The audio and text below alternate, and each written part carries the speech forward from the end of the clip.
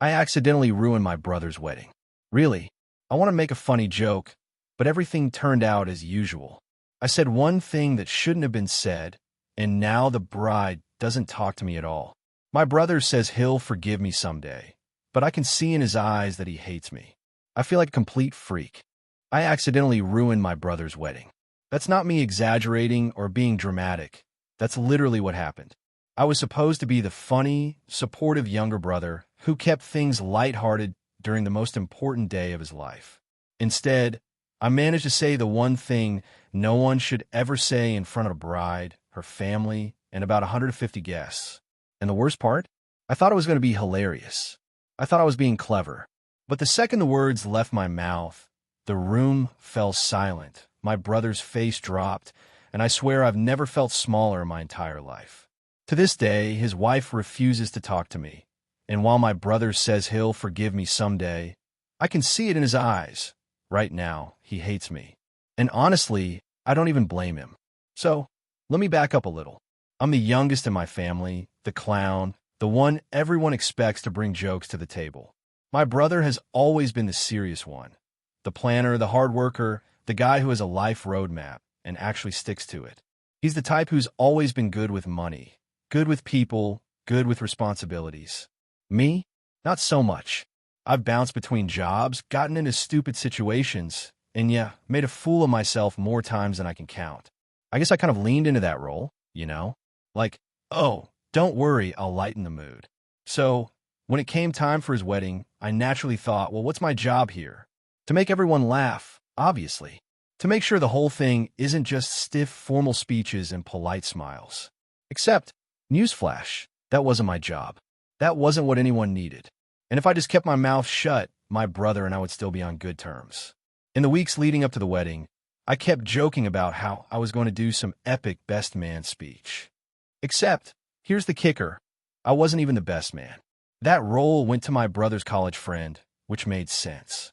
But in my head, I still thought I had to contribute something funny, something memorable. Everyone kept telling me, don't overdo it, just be yourself. And of course, I took that as a challenge. Being myself means pushing the line. Being myself means trying to get the biggest laugh in the room, no matter what. Except sometimes the biggest laugh comes at the cost of someone else's happiness. When the actual wedding day rolled around, everything was perfect. The venue was beautiful. The ceremony went smoothly. The vows made even me tear up. I was proud of my brother, and I was genuinely happy for him. I remember sitting there thinking, wow, he's really starting his new life. And then my brain kicked in. You should do something funny to break the tension. This is too serious. Too perfect. You gotta lighten it up. That's when I started planning what I'd say during the reception, because of course, I couldn't just sit still and enjoy the day. At the reception, after all the formal speeches were done, there was this open mic moment where people could stand up and share stories or congratulations. And that's where I made the biggest mistake of my life. I stood up, all confident, like I was about to drop the funniest line anyone had ever heard. I saw my brother smiling at me like, oh God, what is he about to do? And the bride looked nervous but polite. And I should have read that as a sign. I should have just said something simple like, I'm happy for you guys. I love you. Cheers. That's what any normal human would have done. But no, not me. Instead, I opened with a joke that I thought was harmless at the time. It was something along the lines of, well, I never thought I'd see the day my brother settled down, especially after everything I know about his wild college years. Cue nervous laughter. A few people chuckled politely. I felt that adrenaline hit, that little spark that told me, yes, keep going. So I kept going. And the words I said next are the exact words that destroyed everything. Honestly, I'm just glad bride's name doesn't know the full story about Vegas. Yeah, silence.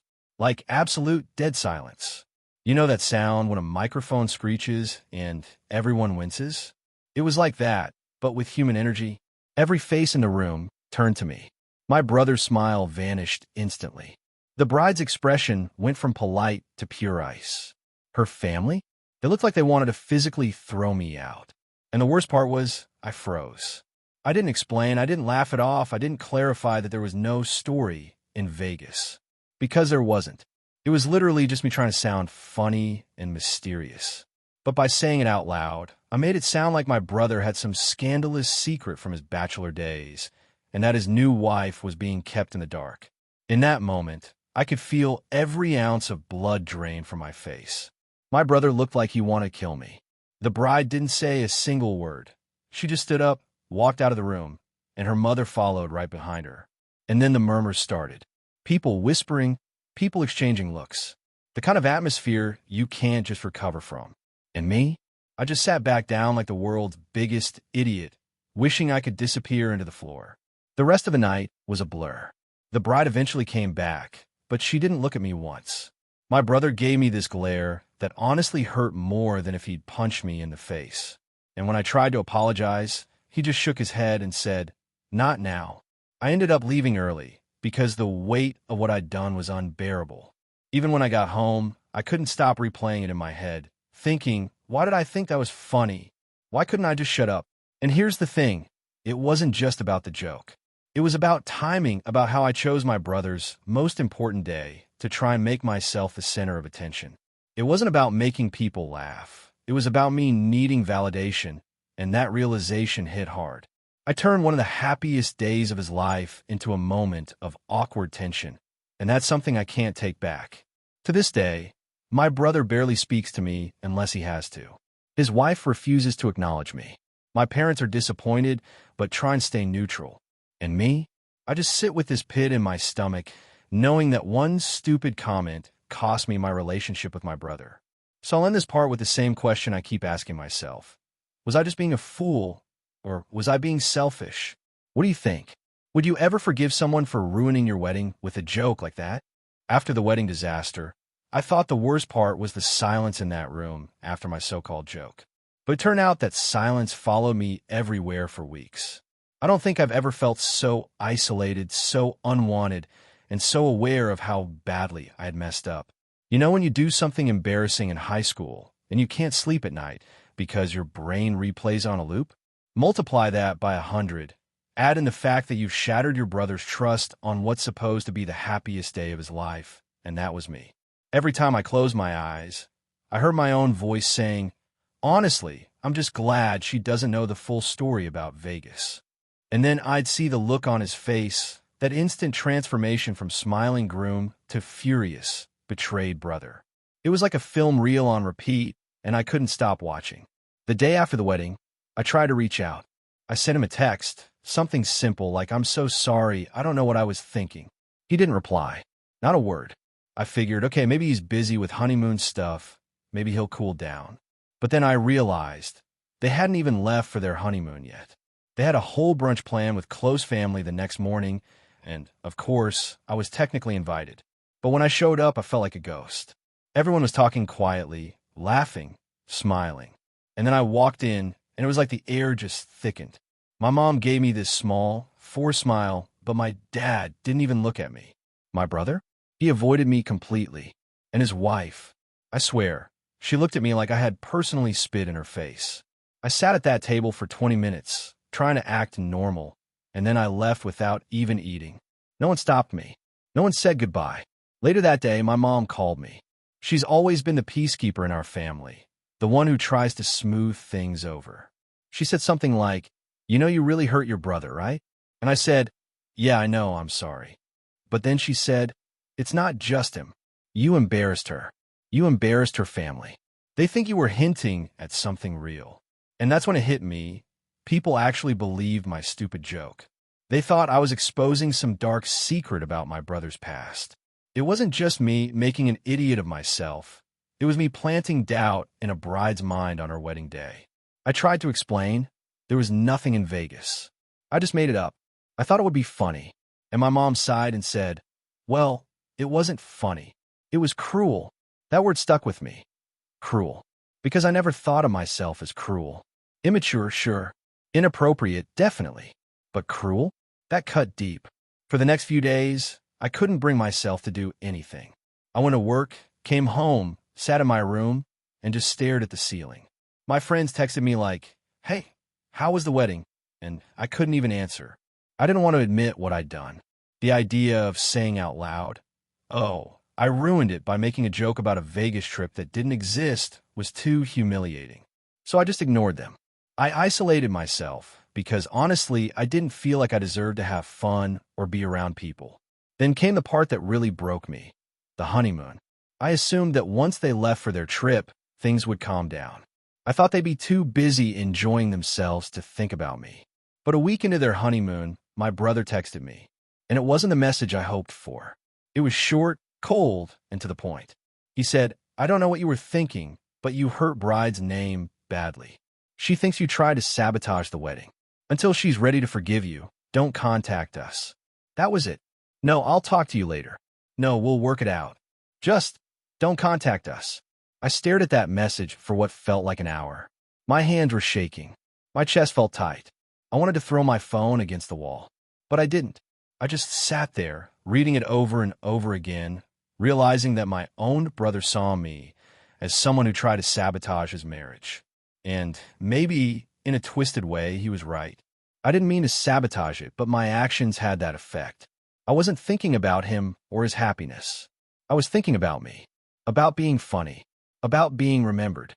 It was selfish, and that's the kind of thing you can't explain away with "I didn't mean it," because the result is the same: damage done.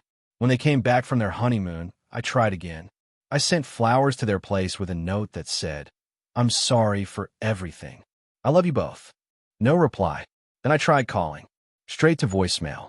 Then I sent a long email, pouring my heart out, explaining how stupid I'd been, how I'd never meant to hurt anyone. Still nothing. And every day that went by, I sank deeper into this pit of shame. Meanwhile, the rest of the family had chosen sides, whether they admitted it or not. My parents tried to stay neutral, but I could tell my dad thought I was an idiot. My mom kept saying, "Give them time." My aunt actually called me and said, "What were you thinking? Do you realize how humiliating that was for them?" And then there were cousins and family friends who'd been at the wedding, who now gave me these judgmental looks whenever I showed up to anything. I'd gone from being the funny younger brother to being the guy who ruined the wedding. That label stuck. The hardest part, though, was losing my brother. We'd grown up close, even though we were so different. He was always the responsible one, but he still had my back. He'd helped me out of messes before, given me advice, even lent me money when I needed it. And now, he couldn't even look at me. I'd taken that bond and shattered it with one thoughtless moment. And no matter how much I apologized, I couldn't glue it back together. I started overthinking everything. Like, what if his wife tells her family I was trying to expose some truth? What if they all believe my brother actually did something shady in Vegas? What if people are whispering behind their backs? Because of me, my words weren't just hurting me anymore. They had consequences for his reputation, his marriage, his happiness. And the worst part was, I couldn't fix it. I couldn't stand in front of all those people and shout, It was a joke. I made it up. He didn't do anything wrong." Because even if I did, people would still wonder, but why would he say it if it wasn't true? Once the seed of doubt is planted, it doesn't just vanish. That realization crushed me. I wasn't just the idiot brother anymore. I was the brother who might have permanently poisoned someone's marriage with a fake story. And I didn't know if my brother would ever see me the same way again. So here's my question for you. If you were in his shoes, would you ever forgive me? Or is this the kind of mistake that defines someone forever? After weeks of silence and guilt, I started to realize something awful. Apologies weren't enough. I could say I'm sorry 1,000 times, send flowers, write long emails, but none of it mattered if my brother and his wife refused to even open the door to forgiveness. And I couldn't blame them. The damage I had done wasn't just about one bad moment. It was about what that moment revealed. It showed them I couldn't be trusted, that I didn't respect boundaries, that I was willing to make a joke out of something sacred. And when I thought about it that way, I started spiraling. Because if I couldn't fix this, what did it mean for the future of our relationship? Would he ever invite me to family dinners again? Would his wife ever let me near their home? And what about if they had kids someday? Would I even be allowed to be uncle anymore? The thought of being cut out of my brother's life forever ate at me like acid. So I did something desperate. I started looking for ways to prove my sincerity. Not just words, actions. I figured maybe if I showed up, helped out, did something meaningful, They'd see I wasn't just the screw-up younger brother who made everything about himself. But the problem is, when you're desperate, you stop thinking clearly. And every attempt I made to fix things somehow made them worse. The first thing I tried was going through my parents. I thought, okay, maybe if mom and dad talk to them, they'll soften up. My mom agreed to try because she hated seeing us estranged. She told me she sat down with my brother and his wife one evening and explained that I was devastated, that I hadn't meant to hurt anyone, that I was punishing myself more than they ever could. But when she told me their response, my stomach dropped. My brother said, "He always hides behind that excuse. He never means it, but he still does it. At what point does not meaning it stop being an excuse?" And his wife? She apparently told my mom, if he wanted to show respect, he would have kept his mouth shut. Respect isn't about saying sorry after. It's about not doing it in the first place. Hearing that hurt, but it was also the truth. I couldn't even argue. Then I tried reaching out directly again, but in person this time. I drove to their apartment uninvited. I know, bad move, but I was convinced that if he just saw my face, if I just explained everything, maybe he'd soften. When he opened the door, I could see the disappointment written all over him. He didn't even let me inside. He just stood there, blocking the doorway, arms crossed, looking at me like I was a stranger. I stumbled through my words. "I'm sorry, I just want to explain. I never meant to humiliate you." And he cut me off. He said, "Do you even understand what you did? You didn't just embarrass me. You embarrassed her. You humiliated her family. You made her feel like a fool on her own wedding day. Do you realize how cruel that was?" And the way he said cruel hit me harder than anything, because that was the second time someone had used that word. First my mom, now him. Cruel. I'd never thought of myself as cruel, but apparently that's how they saw me. And then he told me something that stuck. It's not about forgiveness, it's about trust. And right now, I don't trust you. I don't trust you to be in my life without hurting the people I love. So do me a favor, give us space. Then he shut the door in my face. I stood there in the hallway for a few minutes, not knowing whether to cry, scream, or laugh at myself. Eventually, I just walked away, humiliated all over again. But I didn't give up. Instead, I convinced myself that if I just found the right gesture, the grand act of redemption, I could fix everything. My brilliant idea? I decided to write a speech. A real one this time. Not a joke, not a half-baked improv bit, but a heartfelt letter. I poured everything into it. Apologies, memories of growing up together, promises to do better. It was long, emotional, maybe even a little dramatic, but I thought it was perfect. And then I made the worst choice possible. I read it out loud. At a family gathering. It was my cousin's birthday, and my brother and his wife were there. I told myself this was my chance. Everyone would hear me apologize. Everyone would know how sorry I was, and maybe that public vulnerability would convince them to give me another shot. So I stood up, tapped my glass, and started reading. You should have seen their faces. My brother looked horrified, his wife looked furious, and the rest of the family just looked uncomfortable. By the time I got halfway through, my dad interrupted me. He said, "Sit down, this isn't the time." But I didn't. I kept going like an idiot because I thought if I just got to the end, it would all make sense. When I finally finished, there was no applause, no sigh of relief, just silence. And then my brother stood up, grabbed his wife's hand, and left. Everyone else stared at me like I was insane. My mom looked like she was about to cry. My dad shook his head. And me?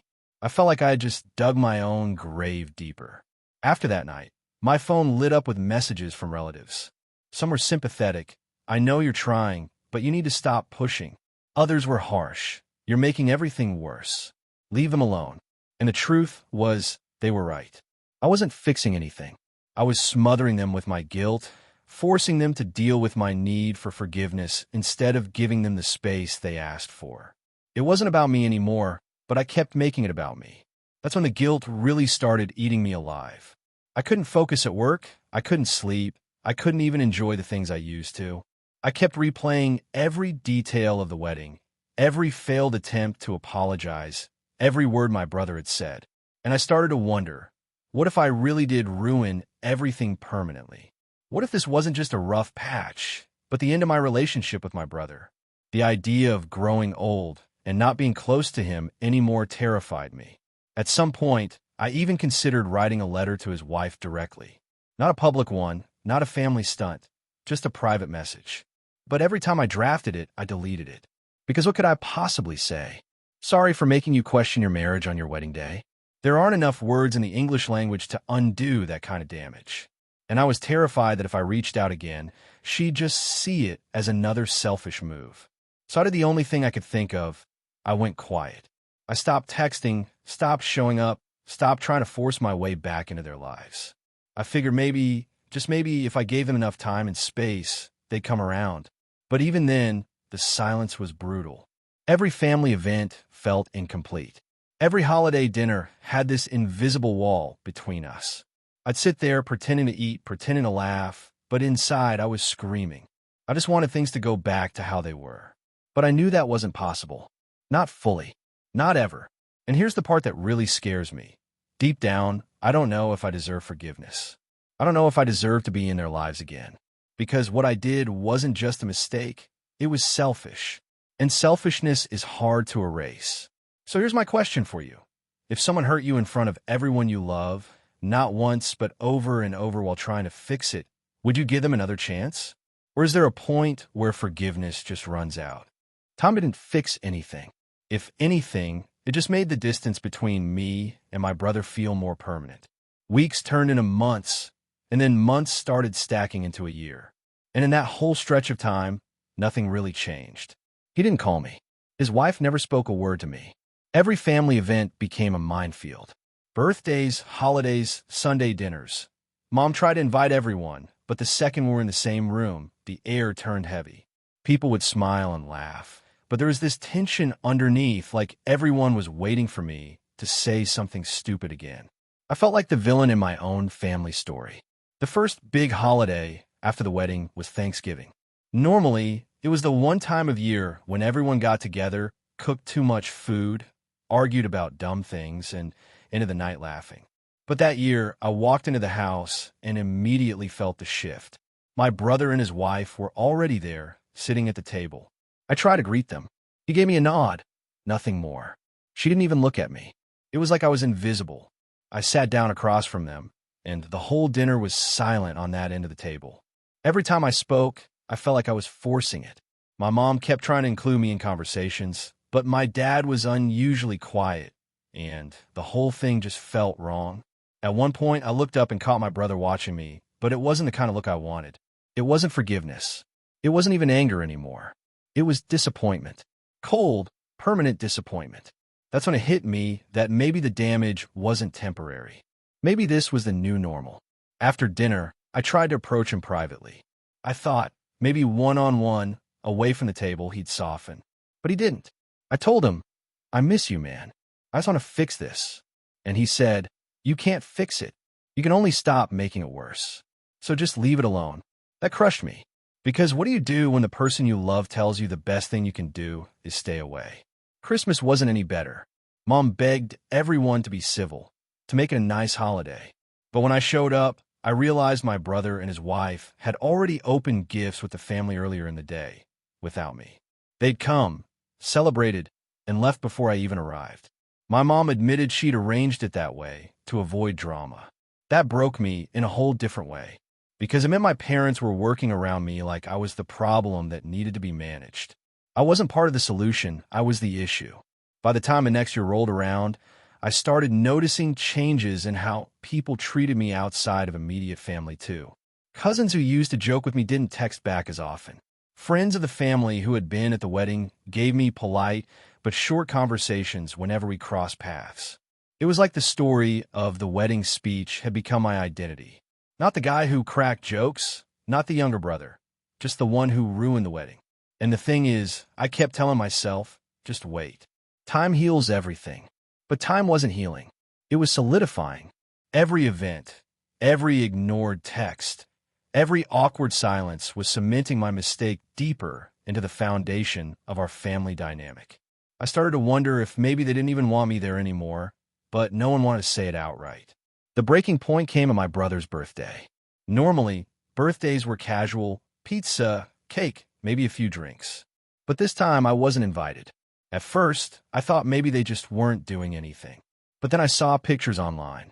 A bunch of friends, some family, everyone smiling, celebrating. And me? Not there.